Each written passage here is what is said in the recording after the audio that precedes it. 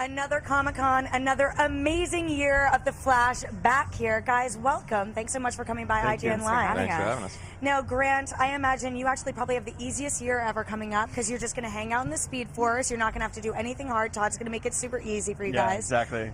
I don't want to spoil too much, but I really did have the easiest first episode ever, so you're pretty much right. I mean, you guys sort of wrote yourself not into a corner, but into a fun spot to get out of at the end of last season. Did you already have a plan for where you wanted to move things forward? Oh, yeah, we always have plans. We know exactly what we're doing every year. No. I mean, you know, we have some sort of broad stroke ideas, but it's always fun to pin ourselves into a corner and then see how we can get out of it. Now, Candice, you got left behind. Iris got left behind. Oh, the fans are here. What's life without Barry Allen? It's really hard for Iris. I mean, they defeated Savitar. It was looking good, and now her fiance is gone. They had a wedding they were planning. She thought life was going to be good for once, but you know, it's Central City, it's the Flash.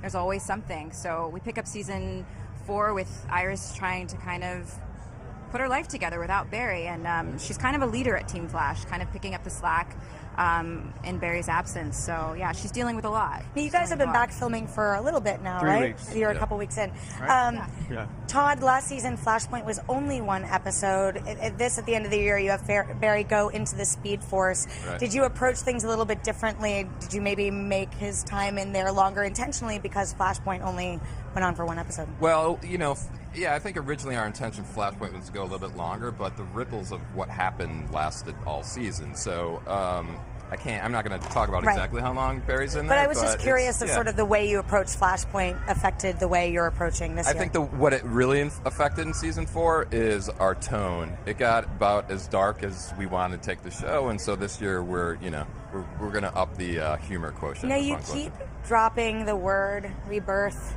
reborn. You're tossing that around a lot. What can you talk about the way the Flash rebirth has impacted this season? Because you've already drawn a lot of influence from it in previous years. Yeah, I mean, we draw, you know, a lot of the stories come from the comic books, but we're not going to do, I know the title of the first episode is Reborn, but we're not doing the rebirth storyline. Okay. Yeah. What were you most excited to explore with Barry this year, Grant? Yeah, I mean, I think we're going to have to, at some point today, say that, like, I do get out of the Speed Force at some point. Barry does get out. And in our rebirth and being reborn, I think Barry can kind of return to his roots, in a sense, but have some confidence that he hasn't had in the last couple seasons. So I think we're going to just kind of see him embrace his role as the Flash and a little bit more this year. And Candice, what can you talk about the way the Wests are sort of reacting to it? I mean, we know that Wally still is a speedster, a powerful speedster. Yeah, Wally's got a great, interesting arc himself this season. You know, the West family is going to do what they do, which is, you know, pull their strength together and keep on keeping on. Keep on keeping on. Keeping on. Yeah. We don't know too much about the threat this year, but you did drop a name, DeVoe, which we know is the thinker from the comics.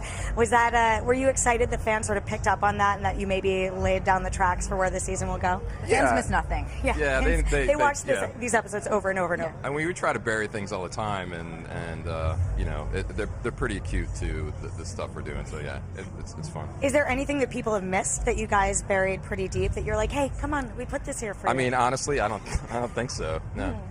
What can you talk about sort of the broader threat in this season? Yeah, this year it's a little bit different. I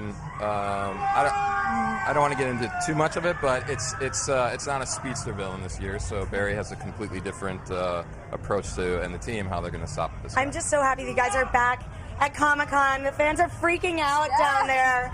But what does it mean to you guys to be able to come back here year after year and just see the response grow and grow and grow? I mean, a fear of the unknown is what's so scary about Comic-Con the first year, and I think knowing what to expect, it makes it more fun because you know what you're walking into.